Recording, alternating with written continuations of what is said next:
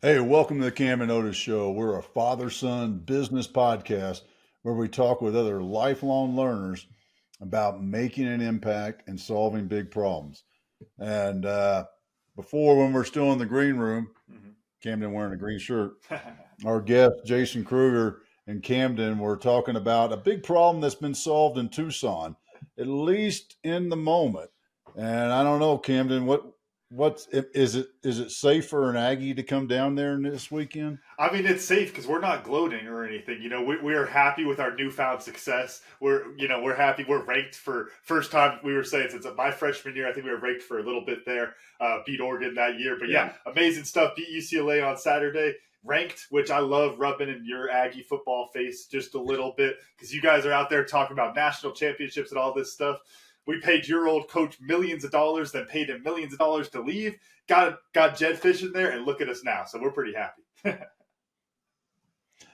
Jason, I got to throw it to you, man, before we dive into the business stuff.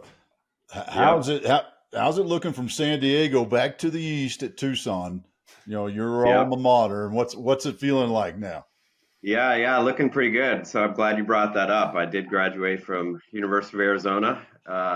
Happened to be there the year that they won the national title in basketball, 1997. So that was a good time. And they actually had some good football years when I was there too.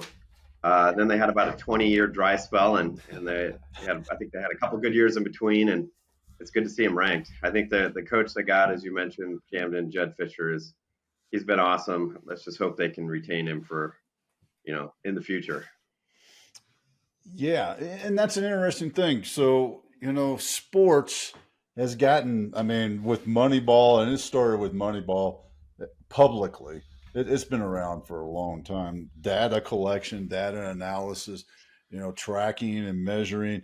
In rugby, these guys nowadays wear a GPS tracker on their jerseys. They wear one even at training. So they're seeing all this, you know, the coaches, the trainers are seeing all this information. Is from your point of view, is that process changing in business, or what do you think there? Yeah, absolutely. I think knowledge. I think it's just like anything, right? It's being prepared and having the information that helps you make the right decisions. And so, you even teach your kids that, right? Like you don't go into a situation unprepared. The more prepared you are, the better you'll be. And then you think that oh, I've done this enough times, I can just go show up and make it happen and be good, and you realize that you're not as good as you want to be, right? So I think the more information and the right information, it's more about the right information. Sometimes you can uh, get paralyzed with too much information, but it's really defining, especially in business, what are the metrics that drive success in my business? And then how do I measure those metrics? And how do I use those metrics to make the decisions to achieve the goals I have? And that's what's most important. And that's what we help companies do from a financial perspective with their numbers. But those also tie into the operational metrics of the business, the sales and marketing metrics of the business. And just having that information allows the business owners, entrepreneurs to be prepared as they go out and talk about their business to third parties.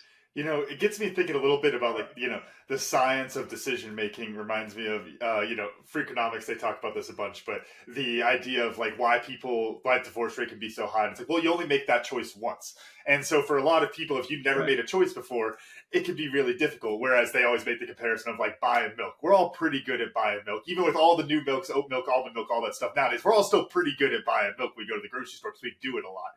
What are those areas in the business that people get that like heavier amount of data to where it's like, look, you should be making these really good decisions, but people aren't necessarily looking at it like that. Yeah. So first, I was going to make some comments about marriage and relationships, and I decided not to go that route. We can go there Once you next. said it, I was thinking Very about it, like, you know what, I'm not going to give my opinion on that because, we might alienate half the audience or something. Um, but and nobody's right, is the other answer. When it comes to, how do I think your question was, how do I, make sure I'm I'm getting the right information, and what is the right information? From my perspective, it's starting with the foundation, right? So if it's hard to come into a business and say, okay, here are the metrics, and here's the calculation, and here's the information you should be looking at, without a good solid foundation to start with, right? It's the terminology garbage in, garbage out, right? If your data and information and you look in your systems and it's all over the place and you can't make sense of it, you're not able to really get good information. And so what we do is we want to make sure that from a finance and accounting perspective, the company has good information from the ground up.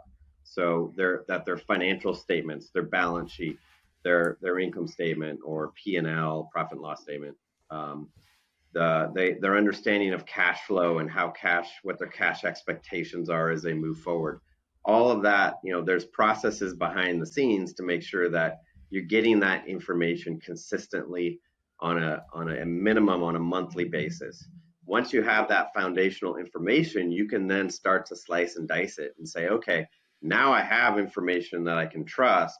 Now, how do I dig in a little bit deeper, right? So let's say I'm a manufacturing company, and I have multiple products. I can say, if I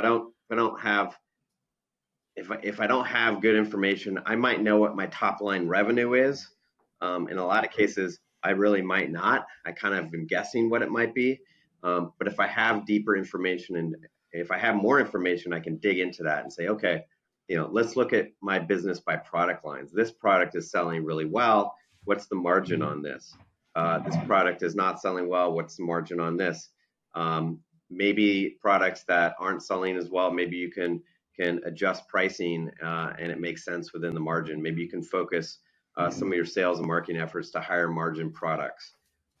Those are just some simple basic level things that if you have better information, you can make better decisions.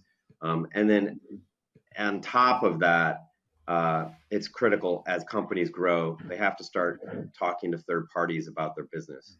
So they need to start developing banking relationships. They need financing. They might want to bring in equity investors, or they may want to sell their business at some point. The first question they're going to get is, let me see your financials, right? And if you give them information, you hit print on QuickBooks and you just send it to somebody, you're not giving that third party the best representation of what they want, what you want them to see. You're letting them create their own story instead of you telling the story to them. And that is very, very powerful if you can do that the right way. I'm really, I'd love your opinion on this because, profit and loss is a lagging indicator, right? It Yep. doesn't tell us where we're going. So as from y'all's point of view, your business side as in that accounting firm looking at a business, how do you help them get out of that? Well, look at my profit and loss, which was, Yep. ran everything from yesterday's sort of thing to looking ahead, and what kind of indicators should they be grabbing onto that might help them make those better decisions? Yeah, you're right. The profit and loss that tells you this if you've had success or lack of success in the decisions that you made, before, right? And so it's important to understand where you're at and what that means, so you know where you're at now. And so what does my business look like at this point in time? And then take that, as you mentioned, Otis, and say, how do I look forward? And how can I take this information and what are the metrics I need to be identifying to improve upon that? And so in order to look forward, you have to have the starting point, which is the information now. So in the previous example, I talked about, you have products, and we talked about the margins, right? Your margin is, the simple explanation is, if I sold it for $100 and it cost me $60 to produce that, my margin is $40. My profit margin is $40, and my margin is 40%, let's say. Well, how do I know that 40% is what I should actually be getting on that, right? And can that be 41% or 42% or 50%, right? And so that is where we can start talking about, if we really know our numbers, we can start talking about what do we want it to be? What could it be? And then we can start forecasting that out based on decisions that we think we can make. And then we can see the results on an ongoing basis and the change in results as we move forward. But as you look forward, Otis, for businesses, small, mid-sized businesses, cash is always king, right? So being able to forecast out that cash flow is critical. And so the first thing that we do with our clients when we meet with them is we put together a 13-week cash flow. It's standard it's just standard in finance.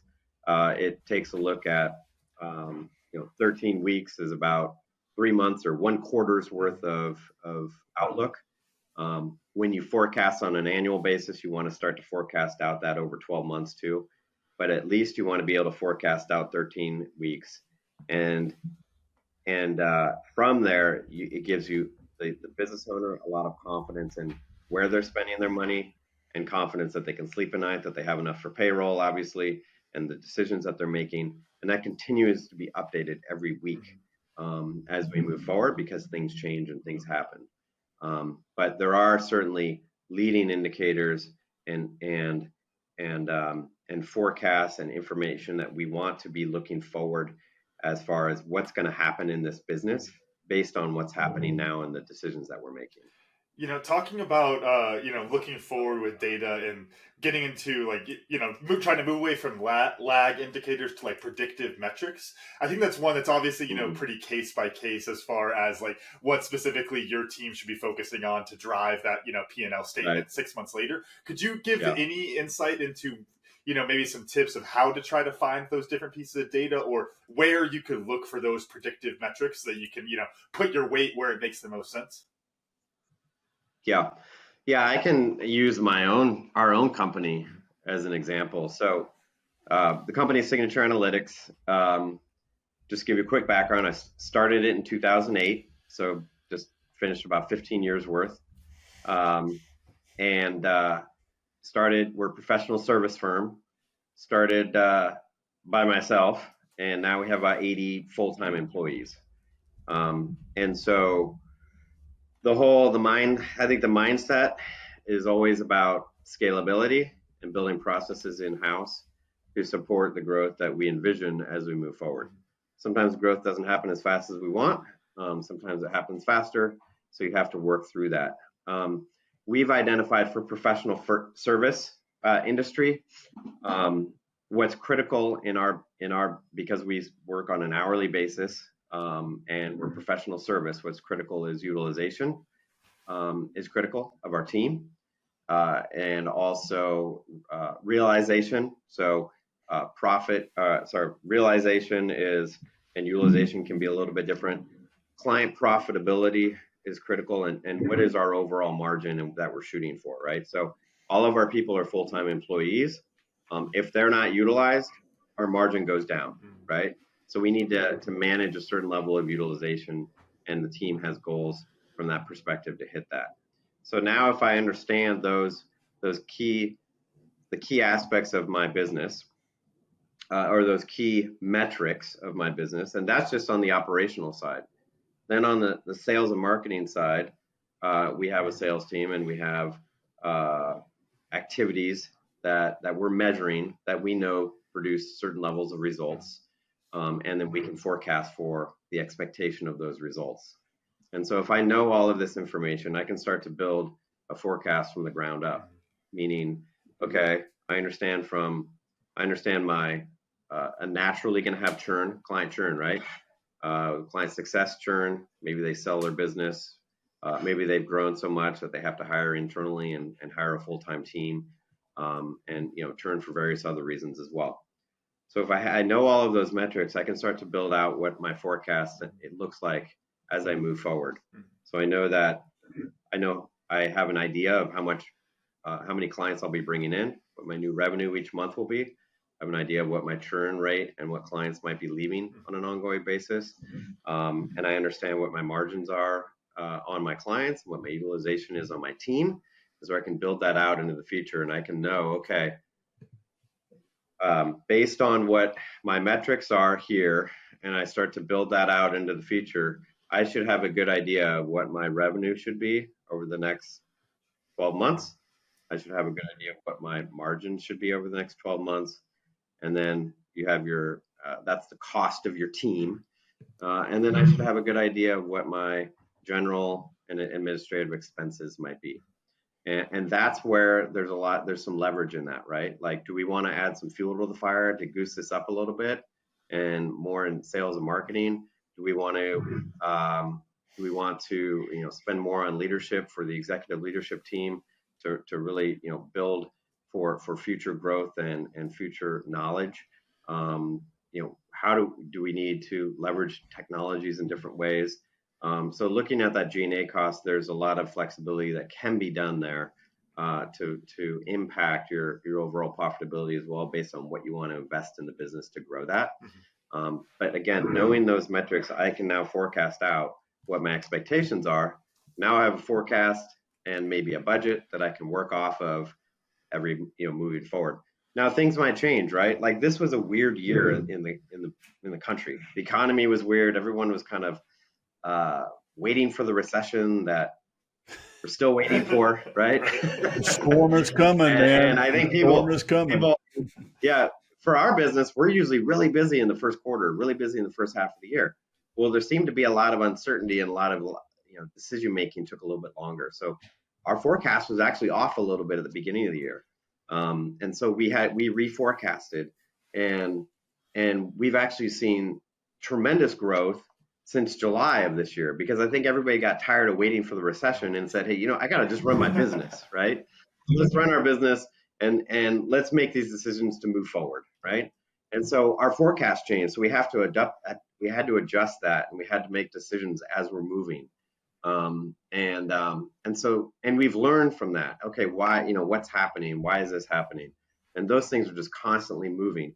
If we didn't have any information on our business, we would not be as nearly as profitable as we are now. We would not have nearly the cash, have nearly the cash position that we're in now, and the ability to be flexible to take advantage of certain aspects in the economy and what's happening with different businesses. So that's just using ourselves as an example of how we use our numbers to make decisions and to make sure we're maximizing profitability, cash flow, and also making sure that we're working with our employees to help them to grow and excel in their career as well. How do you, as the CEO, so since you offered up your business as an example, how do you as a CEO digest that information? I always use the term of, you got to feed the beast, right? And the beast needs to know, we need to know, what does the beast like to eat? How do they like to eat? And where do they like to eat? And when? So how do you do that? What process do you use? Yeah. So we've built out several dashboards with information we leverage Microsoft Power BI. And we do this for some of our clients as well, where we're able to get basically real-time information from our systems. So we have, because we're service-based, we have our time tracking system is a big component of that. We're also getting information from our CRM, which is HubSpot, is pulling information directly in for certain information, so I can see where we are from a sales and marketing perspective, and what our pipeline looks like. I can tell with this information and the way that we forecast each of our engagements, we already know and have a rough estimate. We already know what our revenue is going to be for November. And we have a good understanding of what our revenue is going to be for December. And January, we already have a good understanding of, although January is a little bit unique because it's the first month of the year. There tends to be a lot of additional work and support that our clients need. So we need to really dive into that over the next 30 days. But this information, what it does is it gives me an understanding of what does my future revenue look like? Is the team utilized? Who has capacity? Who doesn't? Which then goes into hiring. And so I have another dashboard on what our open positions are, how long they've been open, and how close we are to filling those positions. And so I can really see all aspects of the business. I can see, are we overhired? Are we underhired? What is our revenue going to be? What's our ultimate profitability going to be based on utilization? And then I can then start to really focus on those other G&A expenses that we talked about, right? Rent is a big cost, or has been a big cost in the past. COVID allowed us actually to go more remote, so we've saved a lot of costs there. Looking at different technologies and how we use technologies to service our clients, that's a big cost for us. So how can we be efficient there, and how can we, get the biggest bang out of our technology costs, and the other G&A costs as well. So that's how we manage our business, is really by looking at these reports.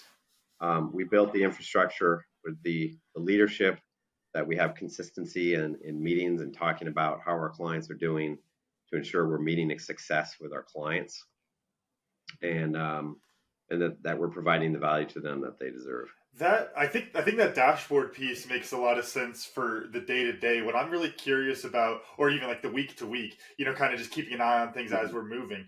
What I'm really curious about is, what's your, I guess, expert opinion on when or how often a business should be like doing a deep dive into those kind of stats, into the data? Like, is it, once a quarter we're going a little bit deeper, once a year we're cleaning out this entire thing? And, I always like to joke with Private Purpose of put all the numbers up and see what numbers fly off the chalkboard type thing. Like, how often should a business owner be doing that? Yeah, I think I would say at least annually. You definitely want to be doing a deep dive annually as you develop, go through your budgeting process. And a budget, I can't express enough how important a budget actually is. And a lot of companies that say, well, we do a budget and then, put it in the drawer, and I don't look at it again until we do the budget next year, right? And so that's because, you have to be able to maybe train on how to truly use that budget. But when you do the budget, you're taking that deep dive and you're revalidating what you've discussed before, and you're really taking a deeper dive into metrics that you've developed and saying, are these the key drivers to my business? Are these the key metrics that drive success, and how I define success? And so a lot of that then starts with, hey, business owner, why do you run this business, and what are your goals, and what are you trying to accomplish, right? Is this a lifestyle business? Is this are you looking to exit and sell and really accelerate this business and sell in the next 2 years, 5 years? That helps to define how we look at the business as well, and the decisions that we make. So annually, we want to do that. That then, once those are developed and understood, monthly, we take a deeper dive into the financial information that we're getting and the performance that we've had, and say, okay, here's the metrics we've defined. Here's our goal. We want to be at 50% margin. We're at 47. What are we doing to get to 50? And are we starting to see those results? And so then next month, maybe we're at 48. Okay, great. We're making good progress. Will this trend continue to get to 50, right? And so you're continually measuring against those key metrics, and you're saying, okay, the budget sets the goal almost, and then each month you're working towards accomplishing that, right? So internally, we have a margin that we set, and we say, okay, this is our margin we're working off of. We're measuring against that. If we're not hitting that, why? And we may have made a decision, hey, we've decided that we don't need to be at this 50% margin. 48 or 47 is okay because we're experiencing high growth, and we want to make sure we have the capacity and the team in place to support our clients effectively to meet this demand, right? So we're going to hire in advance because we don't want to put extra pressure on our team or on our clients because of the growth we're having. That might be a strategic decision we make, and that happens over the course of the year as things happen, and as the business changes throughout the year. But definitely want to have key metrics that you have goals to achieve annually, and then modify over throughout the course of the year, and then reconfirm those obviously through the year, but then really doubly confirm that on an annual basis. I'd love to dive into something you touched on, that growth, and one of the client bases that we work with at Tribe and Purpose is businesses that get that explosive growth, even surprise explosive growth. You know, Yeah.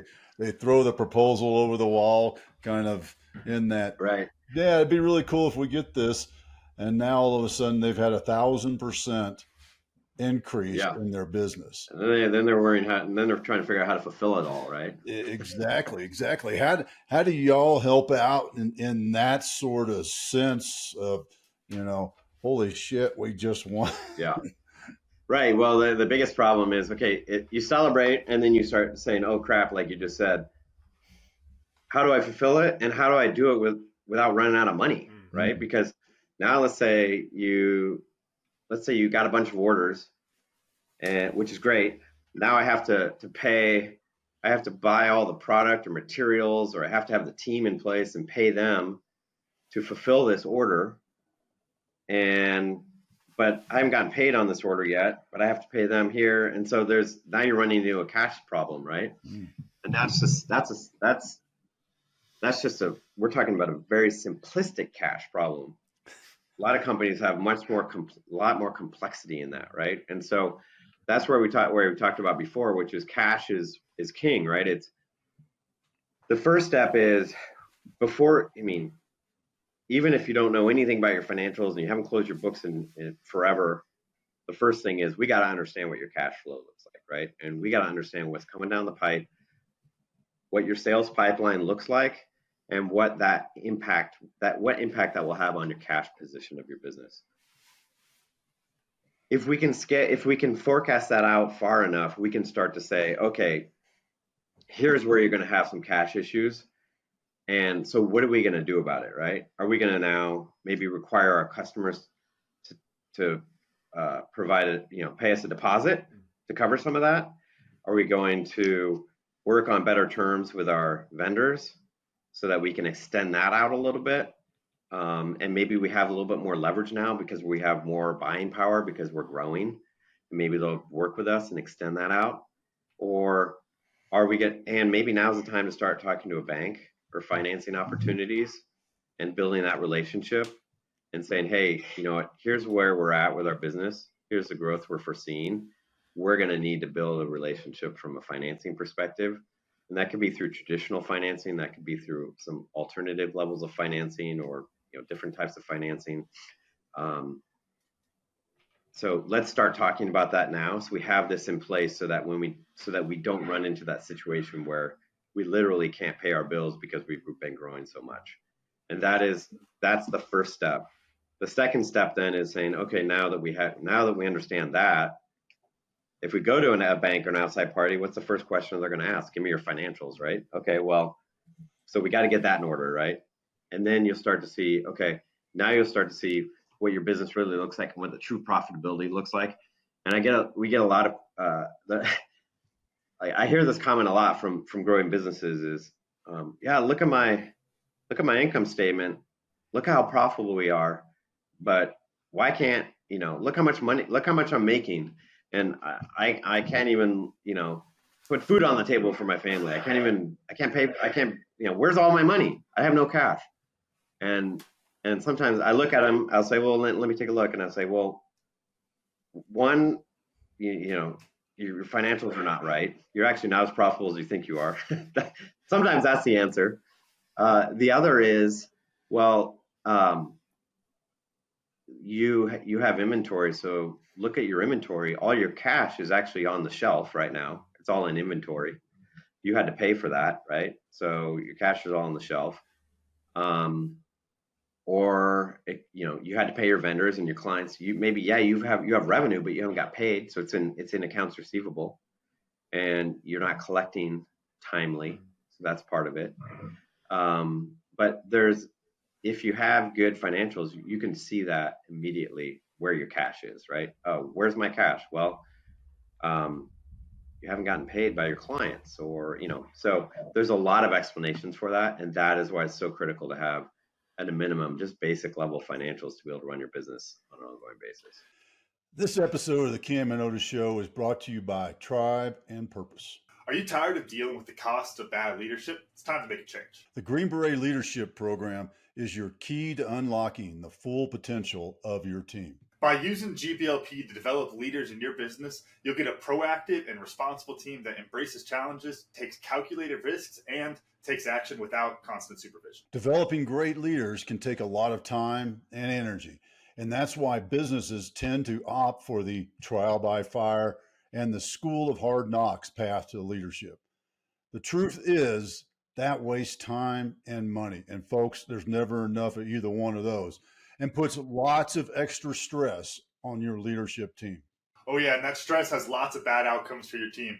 Poor leadership drives away your quality talent, and the longer you wait to fix the problem, the more talent you're going to lose and the more money you're going to lose. With the Green Beret Leadership Program, you can use battle-tested leadership principles of the Green Berets to develop great leaders in your team faster than with the School of Hard Knocks.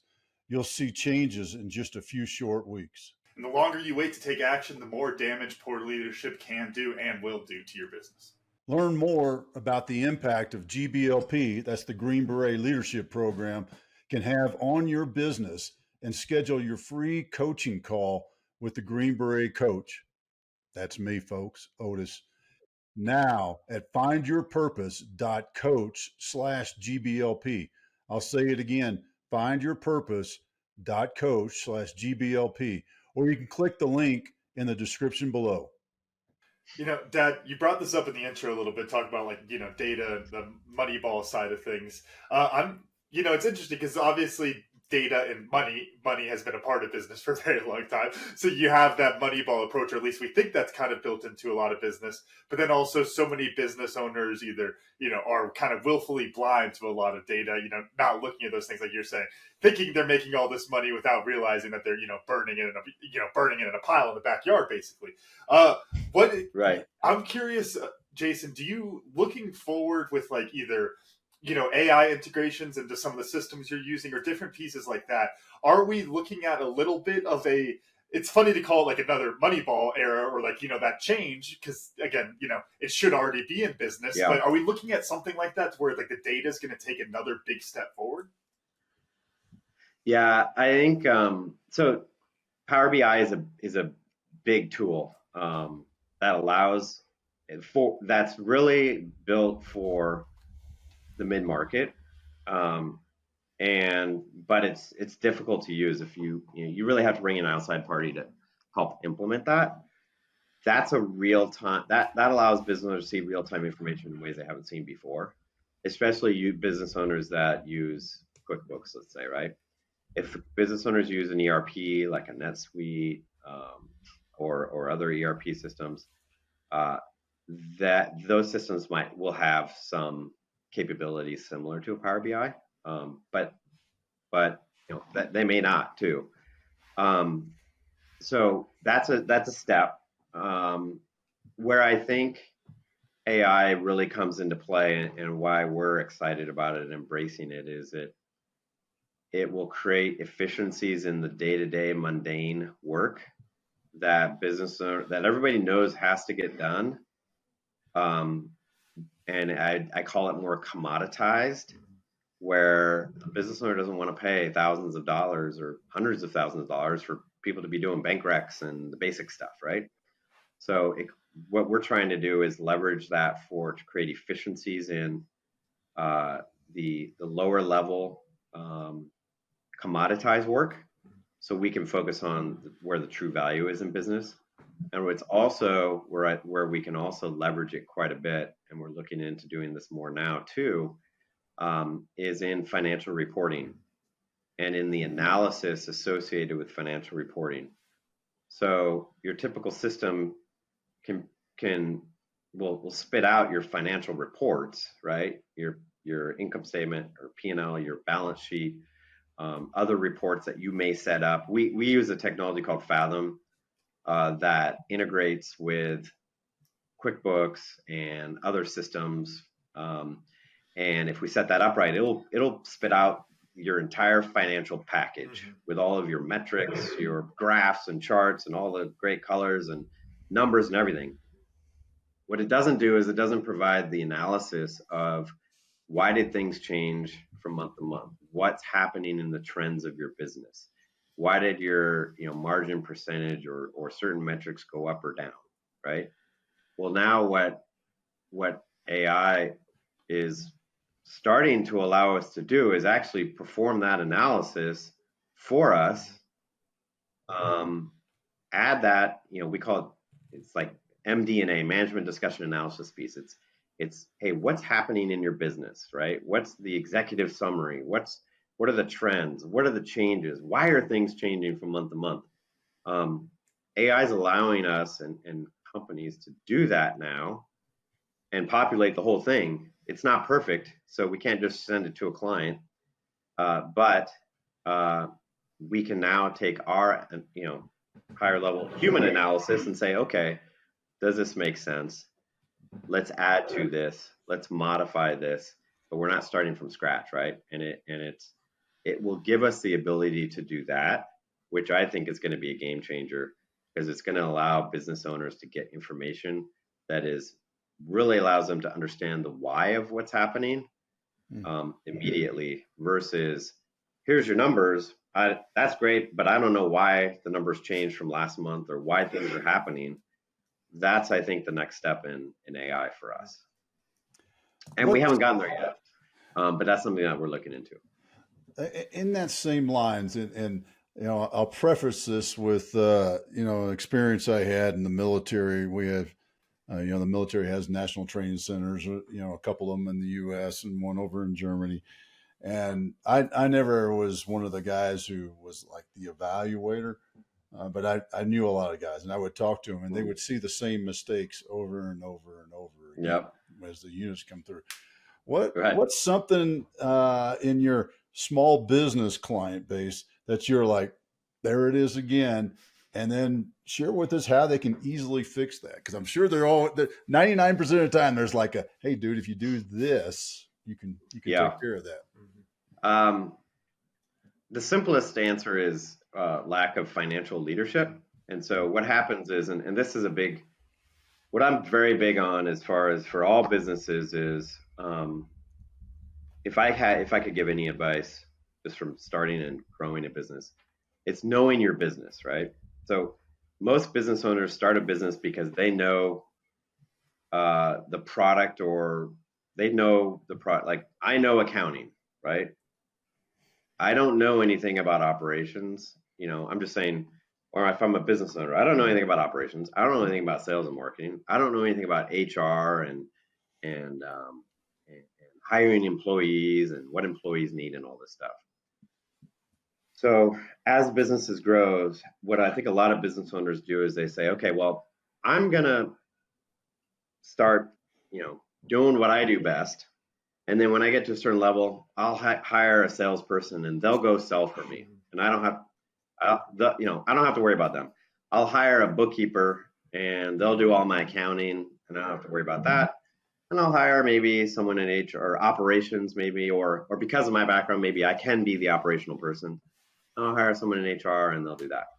Well, it all blows up in their face, because what I typically see is that blows up in their face, because what happens is nobody knows the business or the product better than the entrepreneur. Nobody is invested and is has the passion and it has the stress on them, like the entrepreneur does. And if you hire these individuals, they're going to do what they think is best without truly knowing and having a true understanding of what the vision of the business is through the business owner. And so what I've learned to become is an expert in sales and marketing.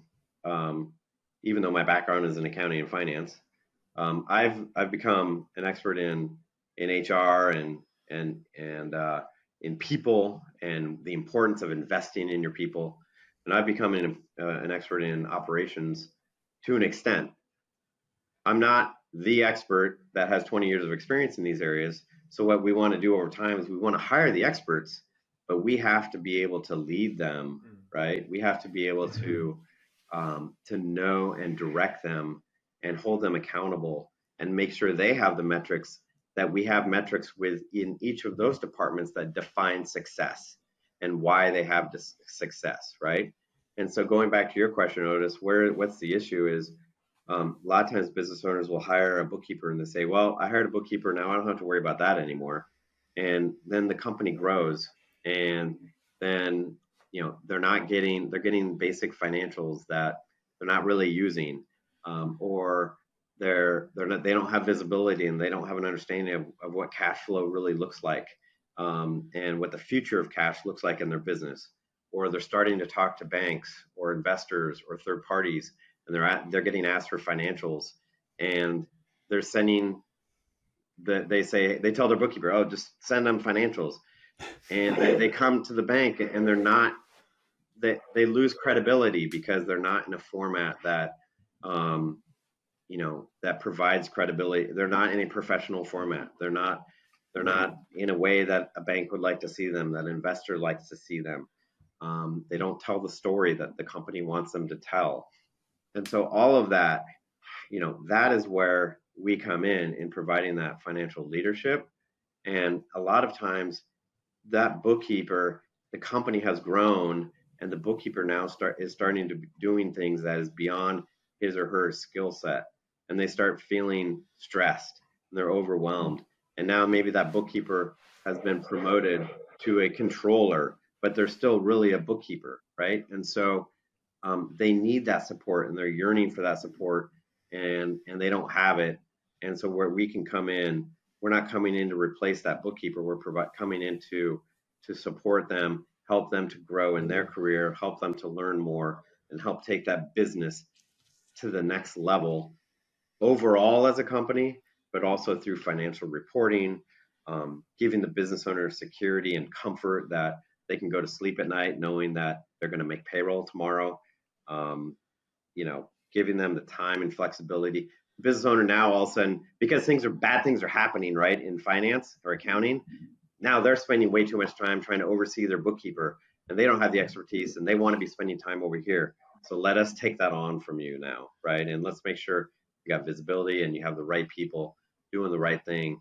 That really helps take you to that next level. So that's a long-winded way to answer your question, Otis, on what I see every time. A lot of times I see, and the short answer is, I see business owners who are growing and they haven't built the infrastructure to support that growth. And they have one person who is not sophisticated enough at this point now to be managing an area that is critical to the business. And they're looking at accounting as a necessary evil and not as a value add to their business as they go forward.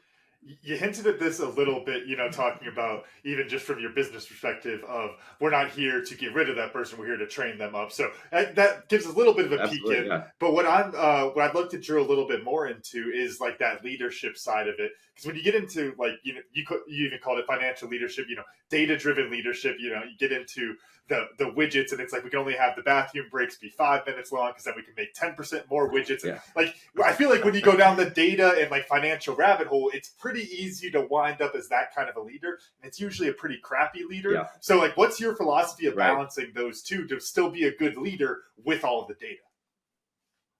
Yeah, well, that's why it's at the end of the day, it's still all about people, right? No matter what business you're in, and that's critical. What I feel, my personal belief is communication is one of the most critical skill sets, and the ability to communicate effectively is one of the most critical skill sets for any individual in life and business, no matter what you're trying to accomplish. And making sure that the people you're working with all have the same vision and the same, and you're building that culture of your business is critical, right? So I talked about, the knowing your business, and I mentioned HR because of how critical it is. I never knew how, I didn't even know what HR did before, right? It's like, okay, well, I don't know what HR does. Maybe they help hire people, or, they make sure we have all of our insurance in place and stuff. But until we hired somebody who really changed the whole dynamics of our business and created this infrastructure of support and people management and career growth opportunities, and um, uh, transparency and communication and openness. That was a game changer for us. That allowed us to take that next step as a business, and allowed us from a personnel and employee retention rate that we measure. It's one of the metrics we measure, right? It's in that dashboard. What's our retention rate for our employees? And what is our goal, right? And what's our rate? And our rate is much higher, I believe, than an industry standard for a professional service business. And we work hard. Our team works hard. Consulting is not easy. You're working with different companies, entrepreneurs. They all have different personalities from type A to type Z, and everything in between. And so the demands of that, and working long hours in some cases. But if we can build a good culture where they know why they're doing that, they know that, the value we can bring to our clients, that's critical. And they can feel rewarded for that. And what I try to say, and I say to our team a lot, is, I want to understand what you want to do for a career, not only at Signature Analytics, but as a full career. And if we can give you those opportunities to help grow and progress you towards that end goal, then we've done our job. And hopefully it's a longer period of time. But we know that, this isn't back in the day of, 50 years ago where everybody stays for 30 years. We know that people change on a whim. And so our goal is to help them feel valued and continue to grow. So that's a big part of those metrics, Camden, have to be intertwined with the financial metrics and the other metrics of your business. Because if it's all financial, then your team's going to feel beat up and they're not going to want to be there, and you're not going to have success. And I can tell you, I have individuals on my team that are very aware of this and will remind me when I come down too hard or when I start talking about the financial side of things, because I'm a business owner and I'm feeling stressed and I'm saying, oh man, I'm thinking about buying food for my family, right? All that stuff. And I have to be reminded, and we have that culture where, my team can say, hey, you know what? My colleague, you can tell me all this stuff, but you got to tone it down a little bit in other areas, right? And so it's a good balance that we have. I'd like to go back just a bit to, actually, I guess quite a bit, but you had mentioned earlier, been with Signature Analytics, or started it in 2008, 15 years.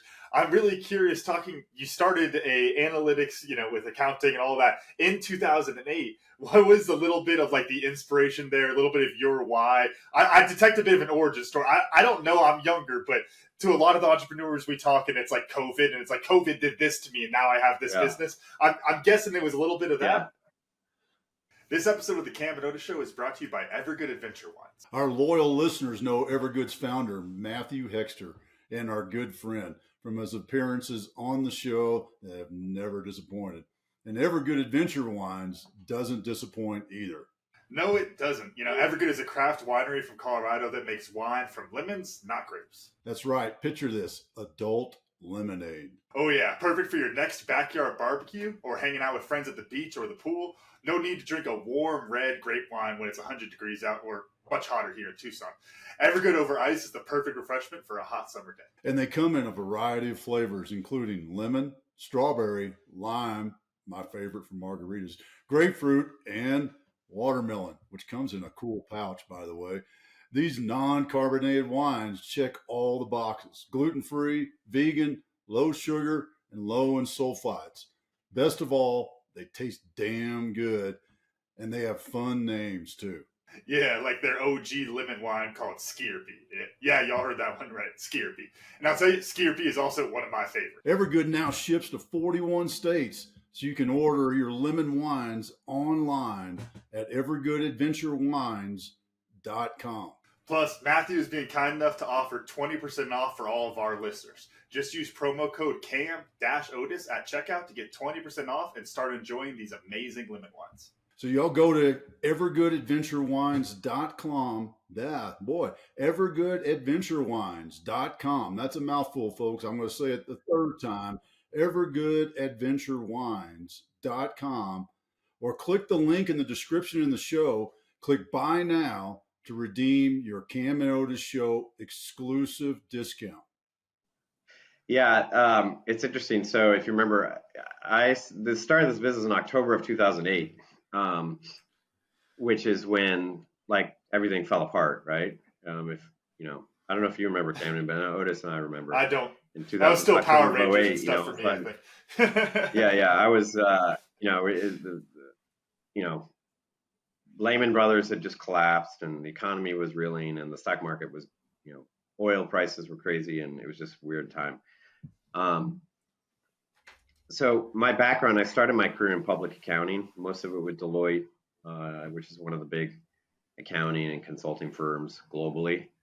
And what I would see a lot of times in those businesses is what we talked about before, which is a lot of companies that I worked with. I worked with a lot of companies in mid-market, and I would see these companies, even companies of the clients at Deloitte, that they looked at accounting as it was like a necessary evil, right? And they looked at it, they said, hey, we can pay our bills, we can invoice, we have enough cash for payroll, and we got to file our tax return once a year. And they weren't looking at that as, how can I leverage my financial function to drive me forward to create success. And a lot of these companies in the mid-market, even if they had that mindset, they didn't know how to do that. They didn't know who to hire. They didn't have the background. They didn't know if they were hiring the right person. So it was like the lottery, right? It's like, well, they hired a great person or they didn't. And they didn't have the sophistication to do that. And even if they did know who they wanted to hire, that top talent in the market is very expensive. And also is typically going to, bigger companies, other areas.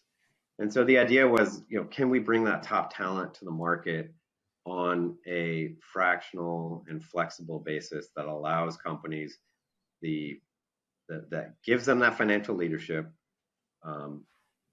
helps them to create the processes, leverage their existing team, build processes around their team and their infrastructure, ultimately to give them that visibility, that comfort that we talked about, the security, the extra time, to move forward and achieve the goals that they have. And so that was the goal at that time. I decided to leverage my background and leave Deloitte, and then the economy fell apart. Fortunately, I had a very understanding new wife at the time. We're still married, so that's good. And she also had a good job and could support these efforts at the beginning, because it wasn't easy to get started and do this, especially in that time period. But the aha moment was really working with companies. I'm working for a global accounting firm, and I'm seeing these companies struggling with their finance and accounting function, and not getting the value, not having the visibility into the business, not being able to make the good decisions that they need to make, and saying, hey, can we give these companies that flexibility and that scalability at a cost point that makes sense to them, that's also flexible, and to allow them to help them to achieve their goals and take their business to the next level. If they continue to grow and scale so much so that they hire internally above and beyond everything that we can provide, that's great. That's a success, right? But that sometimes takes years. And so we can support them throughout on an ongoing basis. And so that's really how it started at that point. And there's just so many good companies, entrepreneurs in the market that deserve better than what they currently have. And then sometimes they realize it and sometimes they don't. And that's where I feel we can fit in, versus them trying to figure it out on their own, or hire a consultant, or hire somebody and maybe it works, maybe it doesn't. Oh, awesome. And man, what an education.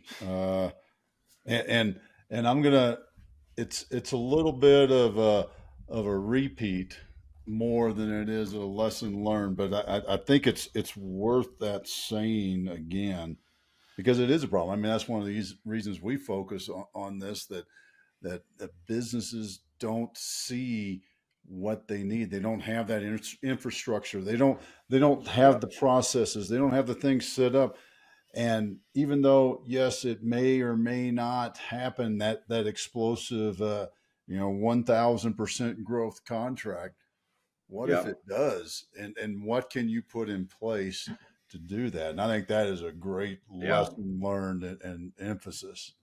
Yeah. I think the last thing I'll say is it's always be looking at what's your end game, right? If your end game is to sell, we always want to be looking at how do I maximize the value of my business now and tomorrow and the next day, because you never know when someone might come in and an opportunity might come up.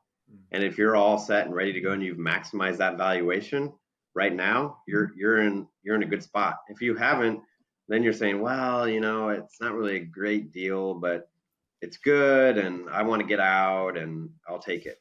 But if you're looking at maximizing, you're looking at companies when they sell, it's usually based on a multiple of something. Revenue, they call it EBITDA, which is like net income, and you back out like depreciation and interest and stuff. But those multiple ranges, depending on industries, can range. A business that is, that doesn't have a lot of infrastructure, that doesn't have has certain high concentration of client risk or something like that, they may be on the one end of the spectrum at 4 times that EBITDA or 4 times revenue.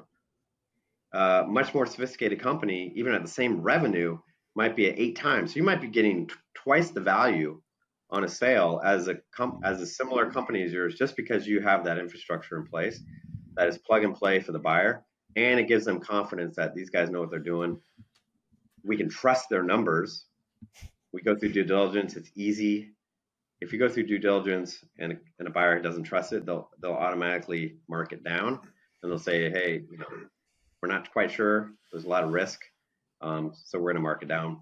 You may have an LOI in hand for one number, but when it gets down to what you actually get, it might be a lot less, and that's frustrating for business owners. Oh yeah. Camden, how about you? What'd you learn?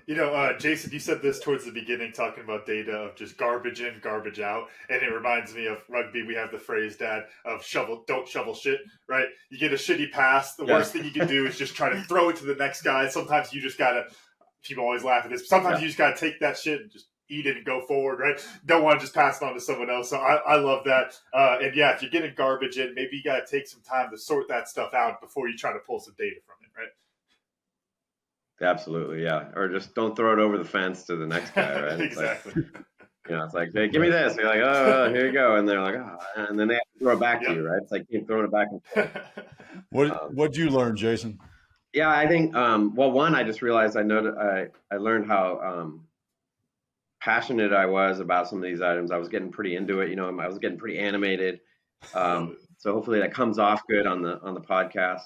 So it's definitely passionate, and I also learned a lot about your guys' style and your approach, and I really enjoyed it and liked it. I've done some other podcasts where I didn't get that sense of passion that I had, and I think that somehow your approach really brings that out. At least it does in me, and your questions and how we did that. So I appreciate that, and it's great to learn about you guys and it's always, I know I was the topic on this, so it was more about me, but I always enjoy learning as much as I can about you guys as well. Awesome. How do folks find you, learn more about Signature Analytics? Yeah, I think the easiest is signatureanalytics.com. Pretty self-explanatory on our website. I can be reached directly. I always like to talk to business owners, whether I can help them or not. If I can't personally, or we can't personally, I always tend to know somebody that probably can, depending on their situation, because we're pretty connected in the business sphere, I guess. And my email is the letter J, Kruger, that's Kruger, at signatureanalytics.com. Those are probably the two best ways. Again, happy for anyone to reach out and chat. That's about it. Awesome, man. Well, hey, we really appreciate you taking the time to hang out with us today. Yep, absolutely. Thank you so much. Appreciate it. Camden, run us out. All right. Thank y'all for listening to today's episode of the Camden and Otis Show. And a special thanks to our guest, Jason Kruger, for joining us today. Remember, you can watch full episodes of the show on YouTube at the Camden and Otis Show. And if you enjoyed today's episode, please make sure to share with other lifelong learners in your tribe so they can enjoy it too. Follow us on Facebook, Instagram, and LinkedIn. As always, the full archive of episodes is available at www.camdenandotisshow.com. Thanks again, and we'll see y'all next time.